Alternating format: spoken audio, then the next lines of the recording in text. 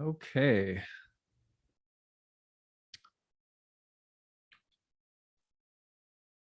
Getting started now.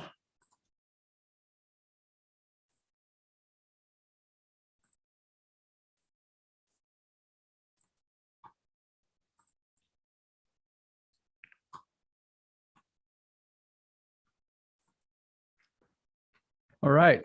Hi, everyone. This is Achyuta Bhava from Nightlight Astrology. And today I am live streaming, and we are going to talk once more about Saturn square with Uranus, which is perfecting today and tomorrow.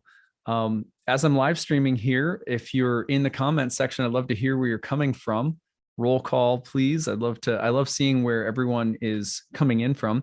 Got a few things. We're going to look at a passage from one of my favorite teachers of Bhakti Yoga, B.R. Sridhar Maharaj, a book that he has called Follow the Angels.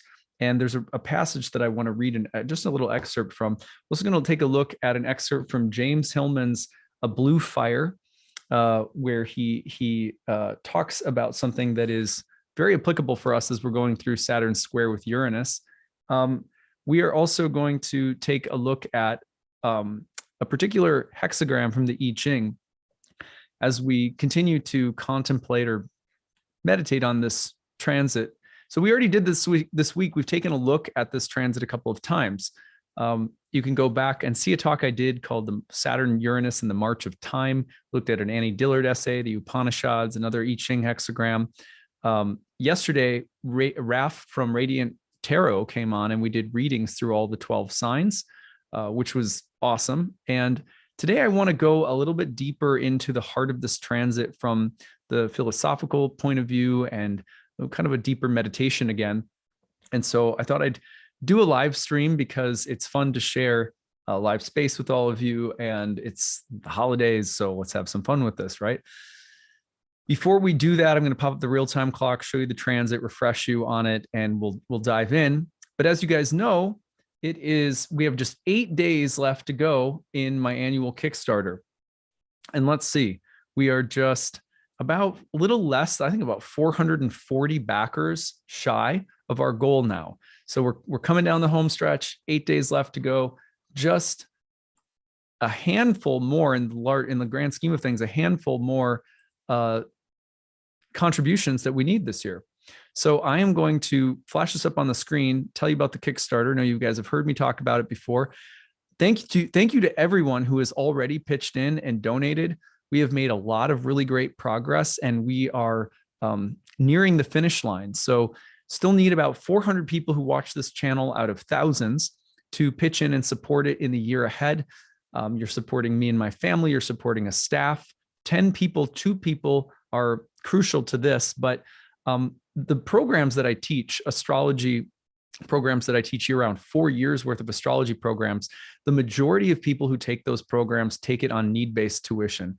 You might have people who are paying $25 a month literally to take these programs. The reason that I'm able to do that and not have a bottom line for my programs in terms of our overall business goals is because of this Kickstarter. The Kickstarter does well. We can open the program and make it super affordable and accessible. The other thing we're planning on doing with the funds that we raise is to build a donation-based reading clinic so that alumni from the program can get a chance to gain experience for people, reading for people, and people can have a more affordable option. Those people get paid, but like my first year, for example, of reading, I did everything by donation just to gather experience. So a more affordable range for people out there who may need help in terms of the affordability of an astrology reading, but also helpful experience for students who are coming out of the programs that I teach, and an opportunity for them to make a little money doing it too. So that is a goal of ours that we have. We're also building a community herbal medicine garden. And I'm really excited to say that as Venus is retrograding into a conjunction with Pluto, happens to be in my own 9th house, which is the place of religions, higher learning, etc. One of our goals, I thought a good use of that energy during this month would be to donate within the Vaishnava lineage that I belong to, donate to supporting the continued development and support of women in leadership within the community. The reason for that is that historically, it's been a long journey of being able to recognize women in certain religious traditions around the world as authority figures without qualification.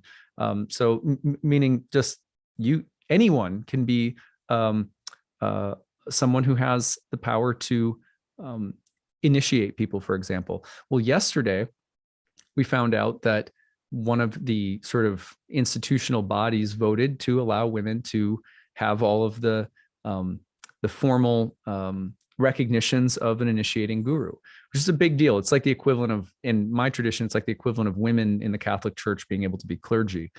So that was a fantastic victory. And everyone who's donated to this Kickstarter, $5,000 from our Kickstarter, is going to support a women's group in the Bhakti Yoga community that also advocates for women in leadership. So it's just really cool that happened. My wife was in tears yesterday. I mean, her spiritual teacher is just a luminary in the tradition, but not allowed to initiate people. It's so backward, right? So that's something I'm really passionate about, is supporting the cultivation of women's leadership within the Hindu faith community that I belong to. And, there's lots of good things that we've done already. We are already contributed about $5,000 to supporting the distribution of the Bhagavad Gita in hospitals, prisons, hospice care centers. And we also gave money to help renovate a dilapidated temple that's like at a holy place in India. So every year, what we do with this Kickstarter is a lot of seva, a lot of using what we have to facilitate making things a lot more flexible financially across the other offerings that we do. This money goes into paying for all of the speakers that come year round, so that those speaker series programs can be completely open to the public. You ever want to join them? Go to my website, check out the speaker series. There's 3 speakers coming up in the new year. How are they getting paid? Really nicely at the top of our industry in terms of what astrologers don't get paid a lot. In case people don't know that, when it comes to speaking at conferences or giving talks for other organizations, it's always like, well, it'll be good for your, like you build your reputation or something like that. And that's the payoff. So we pay our speakers really well. That comes from the Kickstarter, and we open it up to the public so that it's free and we don't have to charge money for astrologers to gain a platform for their teaching reputation and so forth. So there's so many things that we do with the success of this Kickstarter, and I wanted to spend a little bit more time today giving you a sense of it. The other thing is that it's when people go to the page, the numbers look high, but it goes really quickly. Kickstarter has fees. There's credit card processing fees. Because a lot of income comes in, it's also taxed really highly. So by the time we get done with all of that, and the way we break it up, then going into things like our programs, our seva, supporting our staff, and then finally also part of what I earn in the year to support myself and my family, it's not as much as it looks like, which I just like to be transparent with people. So that's why we just keep pushing till the end to see if we can do the most we can. What we've projected this year in terms of all of our projects and goals and everything is that we need 1,367 backers, which is roughly on par with what we did last year, but let's see if we can do a little bit better. Right now, with 8 days left to go, we are at about 915 backers, 1,367. So it's 400 plus backers away, maybe 450, something like that. So if you're able to support, please do. When you support, you can pick up a mantra meditation video teaching you how to introduce a mantra meditation practice into your life. The Astrology of 2022 video that goes into all the major transits of the year comes with a calendar. That's a great one. The year ahead horoscope reading is very popular for your sun or rising sign. That covers all the major transits of the year for you as it's aligned with your birth chart. And then obviously the biggest one that I have is all of my courses. If you want to take any one of my courses, you can pick one of them up for $900, which is 50% off. It's even $400 cheaper than our temporary early bird discount that we run prior to the program start. You can bundle the programs. You want to take year 1 and year 2, you can bundle them together and save. Those programs can be taken remotely or they can be taken live. You can use them in 2022 or you can use them in 2023 if you want to. So there's no deadline of when you need to use them. Some people participate live in the webinar. Some people follow along with the recordings of them. You have, from the time you take any of the courses, you have 2 full years within which to take the certification tests at the end. So it's very flexible programs. They're great courses. Best deal of the year if you ever want to study with me. So that's my pitch to you to support our Kickstarter this year. We are almost there. I will be banging the drum for the next 8 days until New Year's Eve. Really appreciate you guys listening to me and letting me do this promotional work every day. All right, that being said, now let's dive into taking a look at the real-time clock. And we're going to start looking at Saturn and Uranus again today. So here's the real-time clock. And what I really want to highlight to you is the Saturn-Uranus dynamic is perfecting. Here's Saturn at 11 degrees and 2 minutes, Uranus at 11 degrees and 6 minutes of Taurus. That will be perfecting today into tomorrow. So you're going to see Saturn-Uranus squaring again tomorrow. They're still in the square, and this will, really lasts until Saturn gets all the way to the next degree. That's when you're going to start to see the most intense energy sort of start to wane, and that you're looking at about the beginning of the year, right? So in the meantime, as this is perfecting, notice that Venus is coming back through the conjunction with Pluto. To me, the thing that had just happened in my faith community, and sorry, my camera is having a little bit of an issue. The thing that just happened in my faith community is really key because it really exemplifies the energies. One of the things all together, like if you take them and combine them all at once, for example, Saturn-Uranus is often a planetary transit that is described as one of incremental awakenings and incremental revolution. Okay, so how long does it take some things that, like in my mind, women should be given the right to be, have just as much authority as men in religious traditions around the world, for a long time. Like it's been backward for far too long. You know what I mean? Yet with Saturn-Uranus, the thing that can happen is this feeling of like, well, that's progress. Like I was elated yesterday as Venus is conjoining Pluto and Capricorn and Saturn is squaring Uranus to hear that the vote was taken and that women will be allowed to be officially recognized as gurus in this, in this tradition and can initiate people and et cetera. It's a lot like saying women could be like clergy in the Catholic Church. It's like that kind of a deal. Now, for me, this was one of the reasons that I almost didn't even get involved in the tradition from the get-go, because there's elements of the, this tradition that to me just were not up to date, like just, for me personally. But one of the things that I've always believed in is that if you see that there's goodness at the heart of a tradition, for example, Bhakti really captured my heart. And I just thought, okay, what do I do about the fact that the core of this religious experience is beautiful? It captures my heart, but the institutional side, the human side, and the historical side are filled with issues. I thought, well, that's the same thing that I experienced in the Christian church growing up, exact same thing. It's the same thing that I experienced even in the somewhat less formal world of ayahuasca shamanism. There's really, I can't think of one arena in my life where anything has ever meant something really deep and good, has offered something really valuable to me, where the human or historical or institutional side of it, something like that, hasn't been really frustrating or in some ways, stuck in the past or whatever. It's like a human experience. Saturn-Uranus gives us this feeling that at times that if something isn't perfect, then you should get rid of it. That if it's not perfect, then you shouldn't take, you should reject it completely.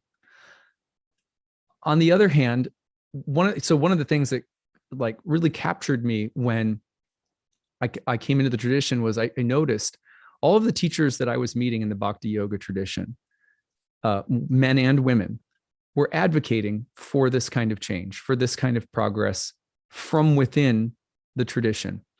And I really appreciated that here are people who've been dedicated to this path for decades and decades of their life, and who have done so while also living with and tolerating some of the most ignorant aspects of the human limitations and constraints that have been part of it. Saturn-Uranus is not an easy combination in the sense that progress will come slowly sometimes.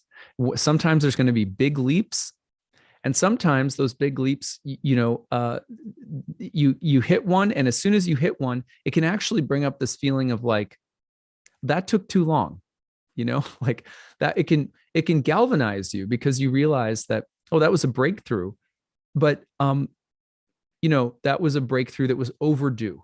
You know what I mean? That kind of feeling, which can then further galvanize the feeling of it can't be as long, it can't be as difficult, it can't wait as long to take the next step, whatever that next step is, with it personal or relational or institutional or whatever it is, whatever area of your life.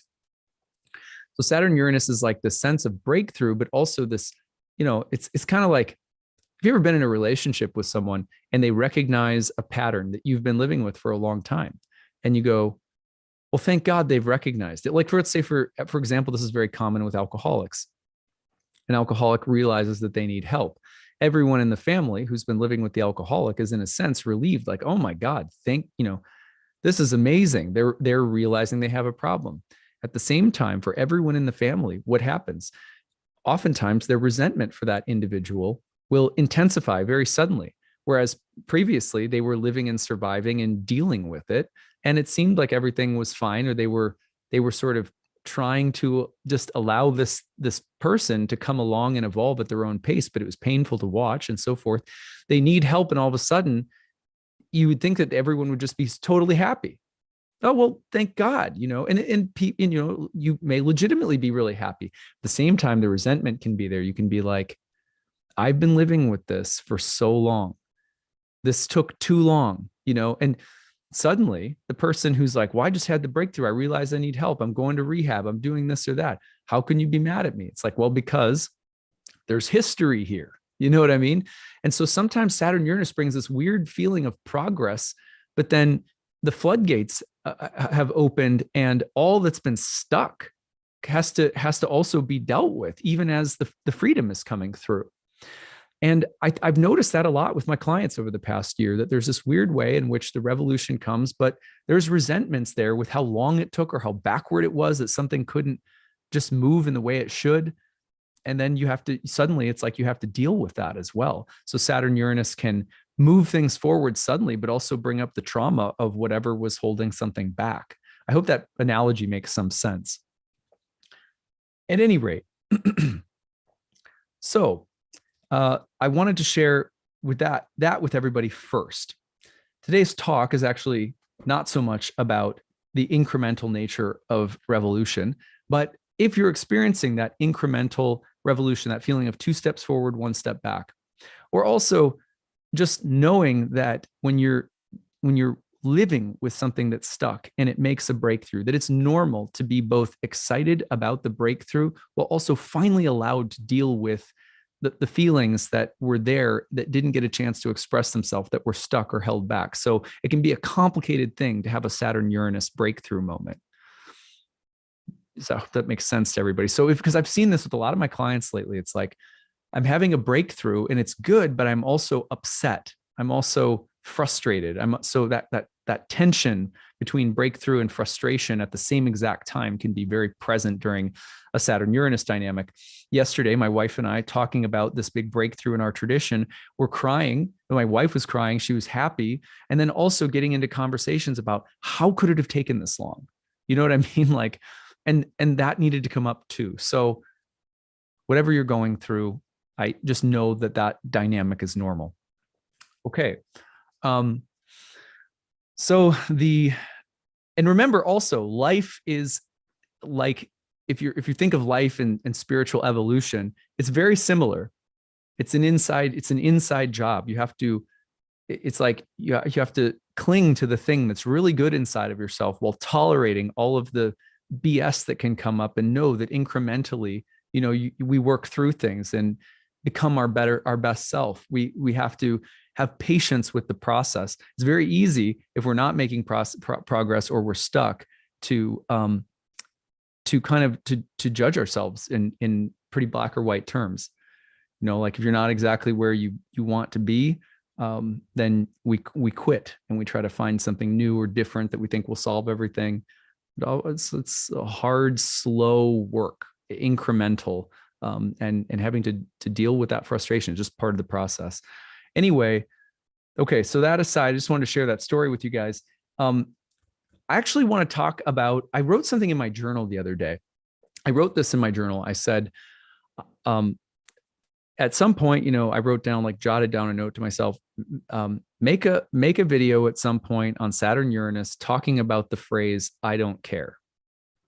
Okay. Because for the past year, I wrote this down because for the past year, I have noticed over and over again in my client readings, especially, that people are using that phrase. It's the weirdest thing. Like it's so prevalent. And it actually last week came up in my own personal, I see a Jungian therapist. So it actually came up in that session and it made me realize, oh, I wrote this down and I need to make a video about this. I have seen this come up so many times, people coming into readings, and this is what they say. There's two things really that they say, but they're very similar. I'm realizing that I just don't care anymore. Now, it could be about just in general, but often it's about someone or something in particular. I know I should care, but I just don't care anymore. It's like I just can't find the care juice inside of me. It's like the weirdest thing. Like how is it that I've heard that so many times in the past year? And of course, every time I've heard it, most of the times in the readings that I've done, it's been with Saturn and Uranus strongly configured to planets in their natal chart or the angles. I just don't care anymore. I'm done caring.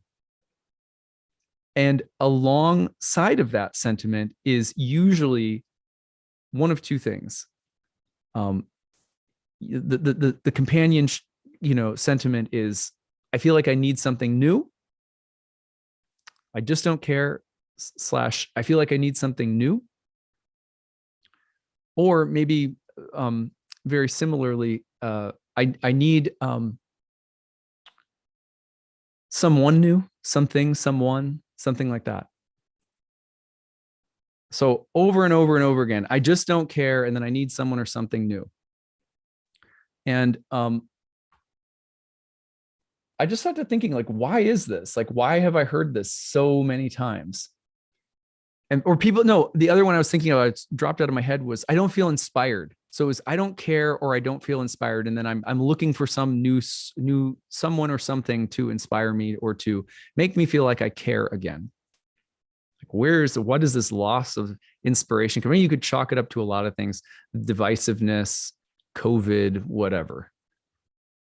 We're, in that essay I read the other day by Annie Dillard, you might remember that she said, journalists sometimes use the phrase compassion fatigue. I run out of the ability to care. And this goes alongside of what we were saying about Saturn as a planet that can often feel very objectifying, like you're just getting ground down by the gears of time. And you remember in Annie Dillard's essay, she talked a lot about all of the most mundane elements of life and the way that you can get so ground down by them. So I want to talk a little bit more about that today and why I think this I don't care thing is so prevalent. Remember that Saturn really equals the most boring, mundane, workaday world. It doesn't always, that's not the only thing Saturn represents, but that is one of the things that Saturn has represented for thousands of years in astrology, are the most repetitive. It's like there's a dimension of our experience that makes us feel like the world is just a time-bound prison. It's like get up, do the same things over again, go to sleep, repeat. And how much of life is spent doing really mundane things too? Like how many hours of your life, how many years of your life do you end up sleeping? How many hours or years of your life do you end up eating or preparing food? How many, years of your life do you end up working at jobs that you don't love? How many years of your life do you spend bored or restless, right? If you add it up, it's amazing how, from sort of Saturn's standpoint, how much of life can feel like a repetitive, boring, unimaginative grind. One of the things that I see over and over and over again is the way that people tend to, the way, how do people respond to that? Basically, in readings with people and working with students and being a yoga studio owner for 10 years, how do I see people deal with that element of life? And it's pretty much the same. There will be this sense of like raising my spirits and saying, well, it's hard work, but I'm going to do it. And it's always the same like that. It's always this like, I know it's hard. I'm not kidding myself. It's not easy being a parent. It's not always easy being a spouse. It's not easy going to work. It's not easy paying the bills. There's so much of that every day, right? But it's this kind of like, well, or you ask people how they're doing, good, but busy, just busy, it's always like that. It's like, but I'm in it. I'm grinding through it, So this kind of mentality is also Saturnine. Remember that Saturn is exalted in the sign of Libra, the place of balance, the scales, beauty, harmony, justice, truth. So a lot of the way that we end up dealing with the most mundane aspects of life, picking up kids, changing diapers, all of the stuff, is we have this kind of, sort of cynical, sarcastic sense of humor about it. Or maybe we also say like, well, I'm in it. I'm working it. Right. And it's important to realize that while that's noble and virtuous, like Saturn in Libra is like the gravitas of trying to like live nobly, live with virtue, do the right thing, even if it's hard work. You know what I mean?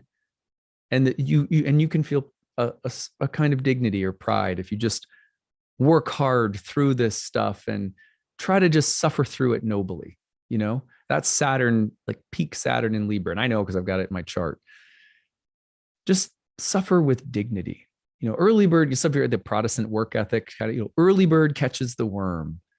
Just get after it. Just do your best. A lot of, the most appealing gospels out there in the self-help industry have to do with like, just take responsibility for yourself. Life's not easy, but just put in the work.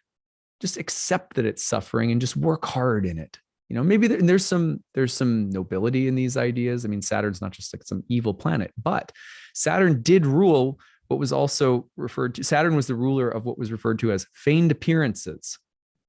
Feigned appearances. And what you have to consider with Saturn always is that underneath this gravitas, I'm in it to work hard through the difficult parts of life. I'm suffering nobly. I'm doing virtuous things that are good in the world. Like very sort of Christian. I'm in the schoolyard of life, taking my lessons from Saturn, and it sucks, but I'm doing it. This kind of thing, which we can, again, not bad. We can all get into this, but underneath these displays of beauty, virtue, goodness, if truth be told, is often apathy, indifference. Underneath it all, there is an I don't care. And this space is really taboo.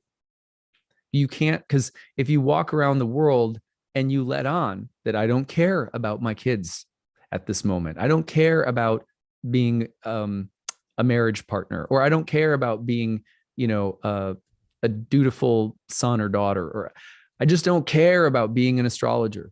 I just don't care about my spirituality. I don't even care about myself. I just don't care. That is taboo territory. What's wrong? What's wrong with you? Why don't you care? You should always care. And if you don't have it in you, if you don't always care, then it means you must never really care. See, that's why we can't show anyone that sometimes we don't care, because the belief out there and in ourselves too is that if I don't care sometimes, then I must not care any of the time. And I think part of the Saturn-Uranus dynamic has to do with that, and how deeply exhausting it is to walk around this world feigning like we care about everything all the time. Uranus is the ruler of inspiration. Uranus awakens, right? Uranus is anything that defies tradition or the past in favor of innovation in the future. If something is tired, dead, outworn, stagnant, Uranus is like this spark of life or a lightning strike that suddenly illuminates, cracks an old structure, gives you the inspiration to do something new. And so Saturn-Uranus combinations will often look like they are bringing something new out of something old, replacing something that's outworn with some new form of inspiration. But here's the problem, is that for many of us, that becomes a really vicious cycle. It becomes the antidote to the I don't care complex that I was just describing. So in other words, and I see this again, myself, my clients, you're walking through life and you're like, the real truth inside is that there are at least a few times a day where your care meter is just empty. I can't care anymore. The care meter is empty. We can't admit that. You cannot admit that. Because again, what would that mean? That would mean that you must not care at all, ever. Because underlying there, if there's any apathy or indifference or emptiness, if there's not some level of care and concern and involvement, and and it's aimed in this virtuous way, or you're trying to be in it and always show up, and if there's any show that I just don't care, I'm on empty right now, then you must not care at all. So one of the things that we do is we go out and try to method act and grit and grind with a feigned appearance all of the things that we should be caring about, all of the things that we should be doing well. It could be our spiritual practice, could be our relationships, could be our job, could be parenting, whatever it is. You just grit your teeth and get through it thinking, I'll just fake it till I make it because I do care. I am a caring person. Gosh, I am a caring person, But then eventually you're also an honest person, right? And honestly, you get to a point where you're like, I just don't care anymore. But because I can't accept that I'm an uncaring person, then it must be that I don't care about this person or this thing anymore, which means I need some new thing or some new person or something new to care about. And Uranus comes in and says, yeah, you see, you've been stuck at the altar of the past. Isn't Saturn such an enemy, making you grind along and stay committed to things that have long passed their expiration date? How about me? Right? And then Uranus is like, I am the god of revolution. I've got this lightning rod of creative, new, future-oriented stuff for you to get excited about. And that will give you the enthusiasm and the feeling of care and concern and conviction and passion. And then you'll be in it again. And so worshiping at the altar of the past, worshiping at the altar of the future becomes this vicious cycle that is almost always constantly trying to address an underlying emptiness or an underlying apathy or an underlying indifference, or this is very benign too. I'm not trying to say that the I don't care state is evil. More about that in a second, but there's an underlying state where you just can't care anymore, and that's okay. But stay in this cycle, right? So Saturn Uranus, and that's why I think so many of my clients with Saturn Uranus over the past year keep saying, it's like, I just don't care anymore. I'm done with the caring about this thing or my investment in this thing or my passion or my inspiration for this thing. There's got to be something new, there's got to be some new thing to take me on. What is it? What do you see, astrologer? I'm like, well, in all honesty, as I've reflected on it more and more throughout the year, I see all of us in a certain sense, when we get into the space, being grabbed by Saturn and Uranus. The tug of war between the altar of the past and the altar of the future, committing and grind your way through things that are hard to always care about. Now, that's what commitment is, isn't it? It means showing up even when you don't want to, right? Well, there's something to that. But then Uranus, it's like, yeah, but maybe something's outworn. Maybe you just need something new. And there's something to that too, isn't there? But underneath all of it, I think, is a profound allergic reaction to feeling like we don't care about things. And I would much prefer to see my clients, myself, and people start to ask, what is it? What does it really mean when we reach, what is that space what is the I don't care space? Is it cruel indifference? Is it just some form of emptiness? Is it exhaustion, mentally, emotionally, physically? What is that space actually? Because I doubt highly that it really means that because you lose concern or care, that you're not someone who cares, that you aren't someone who's concerned, that you're not someone who has passion or enthusiasm for the things in your life. Probably more problematic is our aversion or our allergic reaction to that state. So let's figure out what that state is. So I asked the I Ching this morning, I said, well, what is that state? That underlying state of apathy, does it mean that people are essentially selfish? Does it mean that everyone's just faking it and insincere? Does it mean that everyone's just virtue signaling and walking through life like, little automatons, trying to be the most virtuous automaton that there is, trying to do all the right things constantly, but feeling exhausted? Is that just it? We're all just faking it? So these were the sentiments that I poured into asking the I Ching this morning. What is that state? And the hexagram that I got back was number 48, which is called the well. It's one of the simplest hexagram images in the I Ching, one of the most complex, beautiful teachings of the I Ching. It's a picture of a well at the center of a city or at the center of a village or town or something like that. Here's what we know about the image of this well. The well is common to everybody. Everyone draws from it. The well does its task without complaining or arguing. It just is constantly giving. It's constantly available. It does its task, fulfills its role without any sense of its role being special, to the extent that it's so common and so giving and so generous that everyone in the city takes it for granted. It's so vital and so essential, yet it doesn't draw any attention to itself. People can easily forget, if this well wasn't here, we'd all be screwed. Right? The well quietly does what it does every day, so regularly, so commonly for everyone without any distinction, providing water, nourishment for everybody, without drawing any attention to itself, and while also allowing everyone to sort of rest without feeling worry about whether this thing will perform its role or not. You just kind of assume that it will. It's so plentiful, so abundant, you just take it for granted. And it wants to be taken for granted. It doesn't want you to have to remember it. The well is our soul, right? The well is our soul.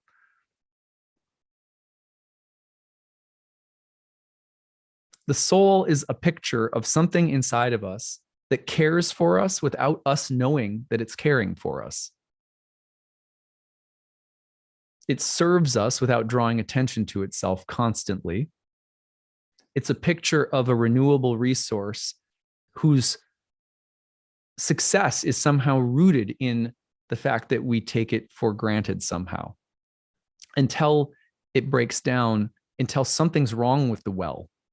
All of a sudden, then we go like, oh my gosh, this is vital. This is essential. And in that space, we realize how vital and how essential it is that we suddenly go, I've taken this thing for granted. That's the beauty of the well. The well is broken. It can bring everyone together because everyone draws from this thing. It's everyone's problem. You know what I mean? So everyone suddenly has to be concerned. Everyone also feels such deep appreciation for the well on the day that it breaks, because everyone realizes, well, we all need this, despite whatever our problems with each other might be, or all the other dramas going on. Like the whole story kind of goes down the tubes if the well isn't working. What a vital, essential thing this is, right? So the truth is that the soul is here in a human body. And most of what we do day by day, the things that we try to pour soulfulness into, because they're being poured into material energies, and material energies naturally, for example, one of the great laws of material energy is entropy. Like things rise up and then they fall down.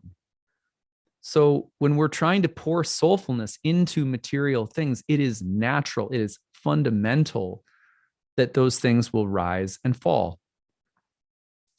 That we can pour soul into our family, into our job, into our spiritual practices, whatever they may be. But it is very natural that in pouring those things into material energies that wax and wane, that ebb and flow, that go through peaks and valleys, it is very natural that they will bear the appearance of being empty again. And for most of us, that appearance is terrifying, right? Because it's the appearance, it's the metaphorical appearance of death, of mortality, of impermanence. We don't like that. And yet somehow in our twisted logic, we associate that impermanence or that space of loss or decrease or decline, moving towards emptiness. We associate that with a lack of virtue, a lack of concern, a lack of goodness, right? And so one of the most simple things that we can do to first and foremost is to just recognize that my care meter, my soulfulness meter, the amount of soul that I'm able to pour into all of these different areas in my life, it is not, these things are not renewable resources. The soul is. But if I want to pour my soul into all of these things, I have to recognize that my ability to pour the soul into things will run out. It will just hit empty spots, at which point I have to go back to the well.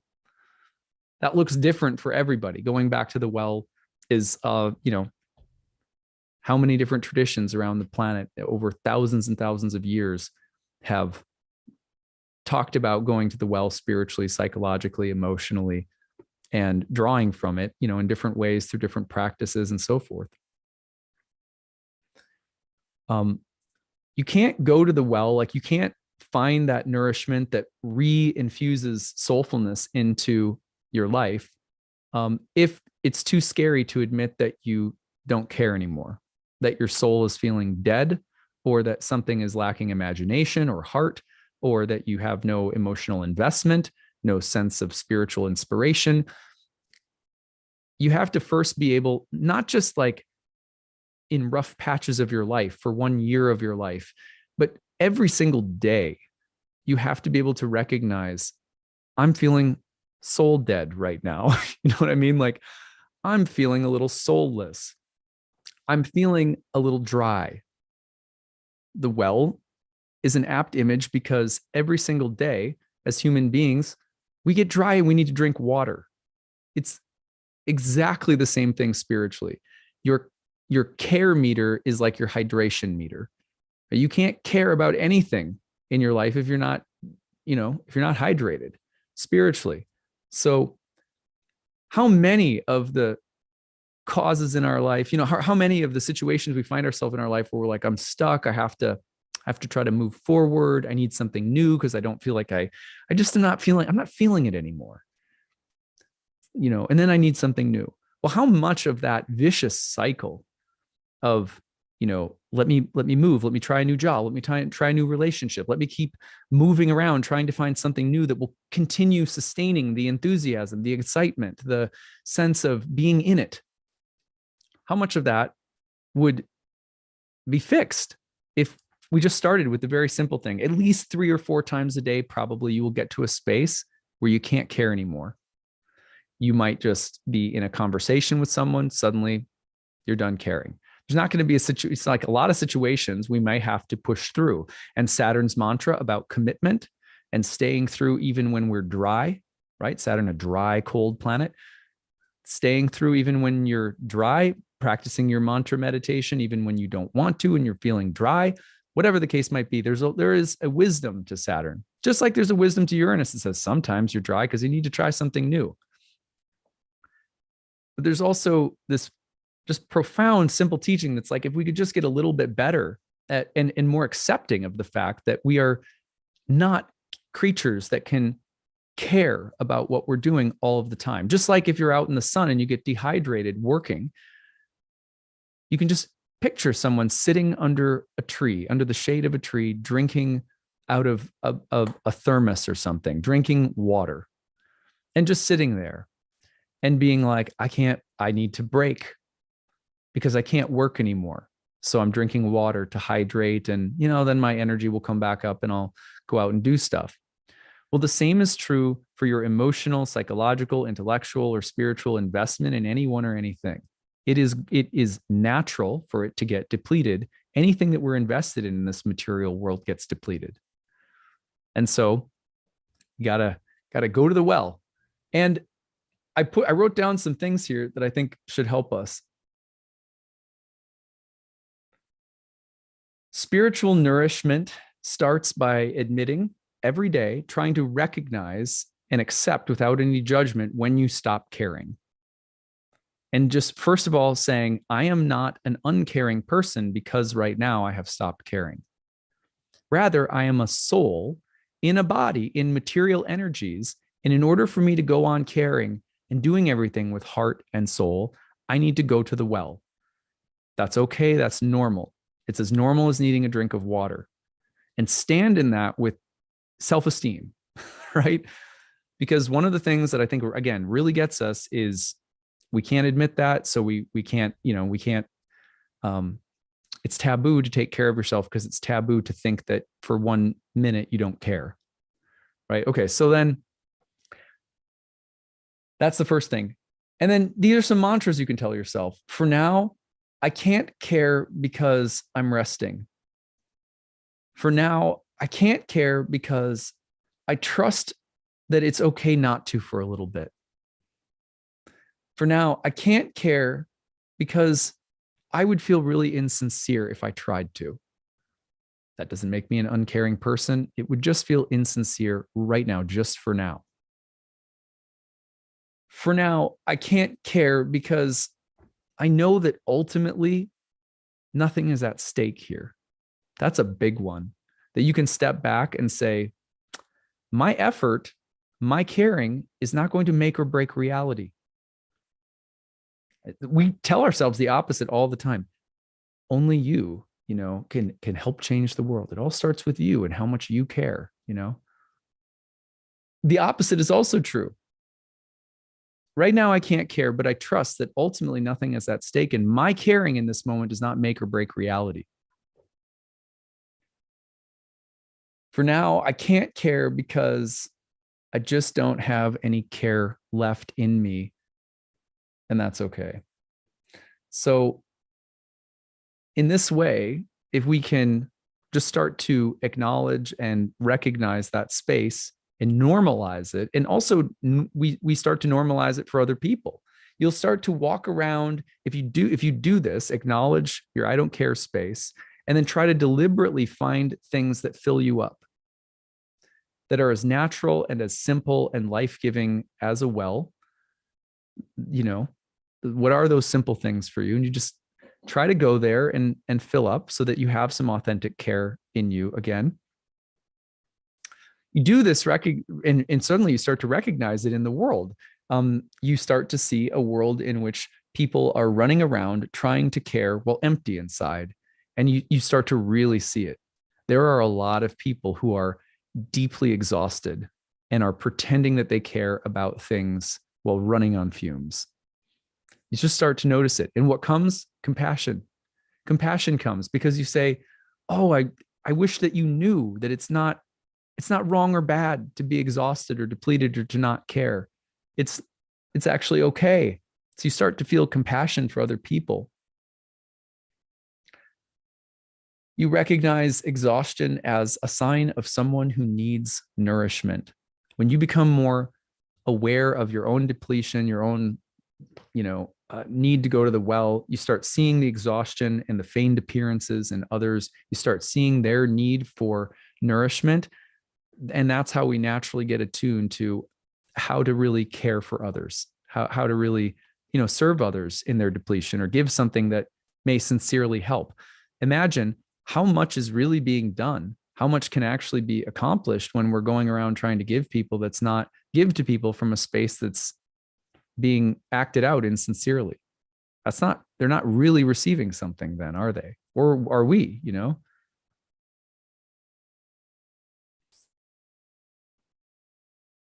And in my opinion, when we embrace these teachings, the most fantastic thing happens, which is that we become more like wells, each one of us. We become more inexhaustible as beings. We become more like renewable resources as beings, because the more we recognize, oh, it's the soul that's always really feeding me and everything. And I need to go to the soul, to the well, and draw from it. And then you see it in other people, and you naturally are inclined to help them go there. You become more attuned with how to draw from the well of your own soul. And then suddenly you become more and more like a well yourself. Every soul is a deep well filled with a renewable resource that can be gladly distributed everywhere to everyone. But you have to learn how to go there. You have to learn how to, the need to go there. And, you know, the more we do that, also, the more that the way we serve and help people becomes something that is like the well. It's taken for granted. But we don't, as people that become like wells, soulful beings, don't want everyone to feel like, oh, thank you so much for helping me. Oh, thank you so much for, helping me find. I mean, people will be grateful, and that's awesome. But the thing that I've noticed about a number of saintly people that I've had the pleasure of knowing in my life as spiritual teachers is that they have a way of giving that you don't fully realize until certain key moments. And I go, oh my God, like how much has this person given? And how it's like the well, until there's some breakdown, until it's not there, you don't even realize how much it was giving you. The soul is like the greatest secret for each of us in that regard. So we come slowly to realize this is the source of everything. It just keeps giving to me, and it's always there, and it never wants to draw attention to itself. And yet it's plentiful, it's abundant, it's happy, it's secure, it's content. And that's how we're to become. All of the great, you see the bodhisattvas and the way that the Buddha describes the enlightened person is a being of compassion. They're a well. They've figured out how to stay close to that space, how to know when they're drifting from it and need to go back without any shame. And they keep drawing from it, and then they become like that for other people. And other people don't even necessarily recognize it, and the saintly person doesn't even necessarily want them to recognize it, because this is the greatest secret ever. And the greatest process ever is to discover this greatest secret and then keep passing it around. And this is different, much different from the loudness of Saturn and Uranus saying, oh, I'm stuck. I just don't care. Well, I need something new. What's the new thing that I'll care about? And then I'm really passionate and fired up about it, right? It's like we're going to do that dance, that Saturn-Uranus dance. It's going to happen. But I just question, is that a soulful dance?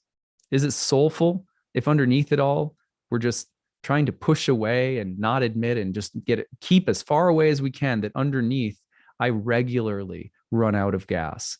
It could be the newest thing in town, the brightest object in the sky. It could be whatever, the most brilliant, flashy thing.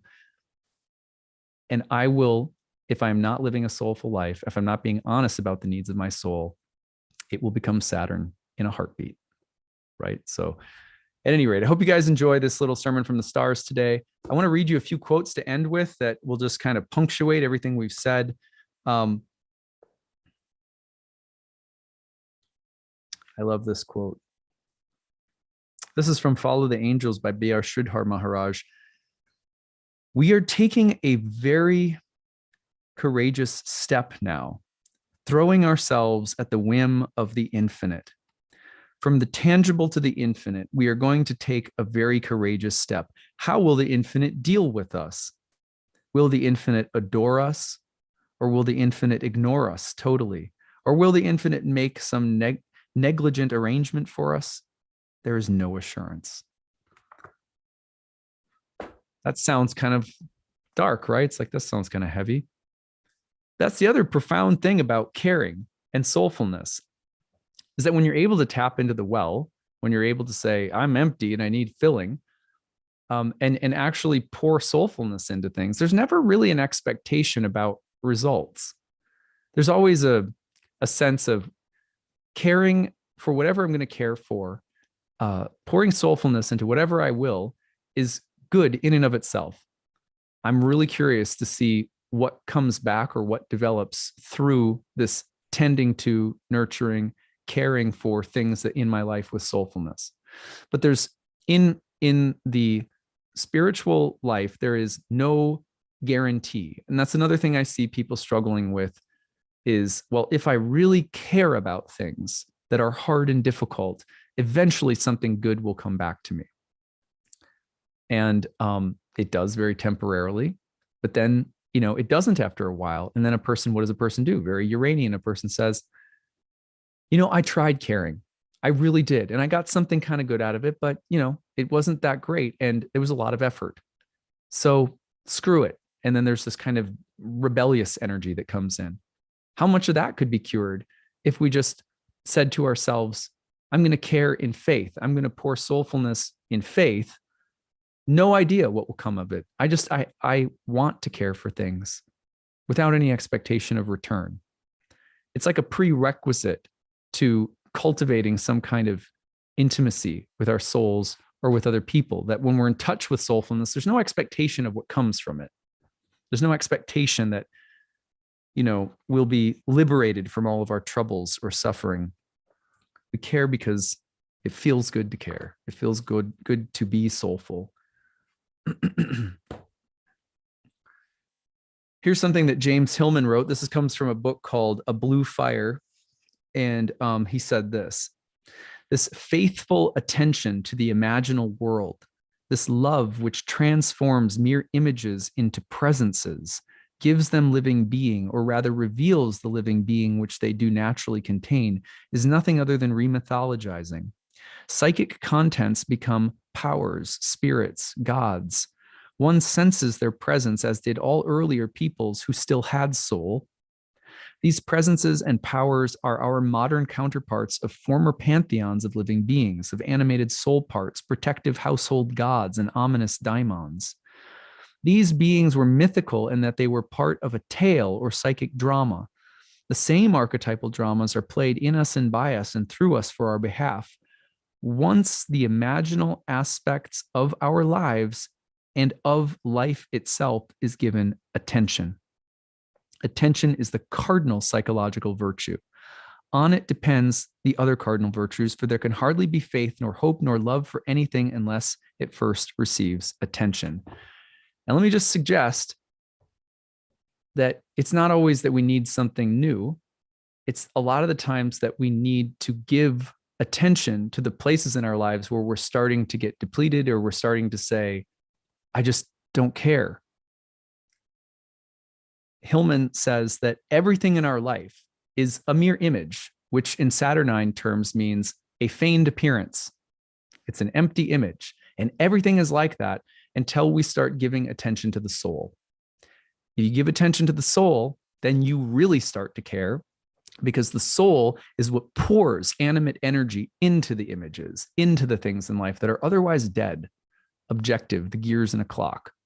So pour some soul on, you know what I mean? Like, you guys remember that song? I remember who it was by, Def Leppard or something. Pour some sugar on me. Remember that? Pour some soul on me. That's what I want for Christmas. I want some soul. And I'm going to work. My New Year's resolution is to become much more aware of those everyday moments, because it's really everyday stuff. It's not the big stuff like, oh, I just don't care anymore about the big concerns of civilization, or I don't care anymore. It's really small stuff. I've stopped caring about the work that I'm doing right now. I've stopped caring about the conversation I'm having. You get to that point. When you reach that point, make it a practice to pay attention to it and see what it is, because usually that moment is not the evidence that you are an uncaring person as much as it is the evidence that you need to go to the well. So I hope that you guys enjoyed this talk today. Thank you guys for listening. It was fun to join you all live as well. Don't forget, we have a little bit of time left in the Kickstarter, trying to close out as strong as we can. We have 915 backers right now with 8 days left to go, trying to get to 1,367. So the link is in the comment section of this video after the live stream is done. And it is also in the description, the comment section and the description of the video overall. Appreciate your support.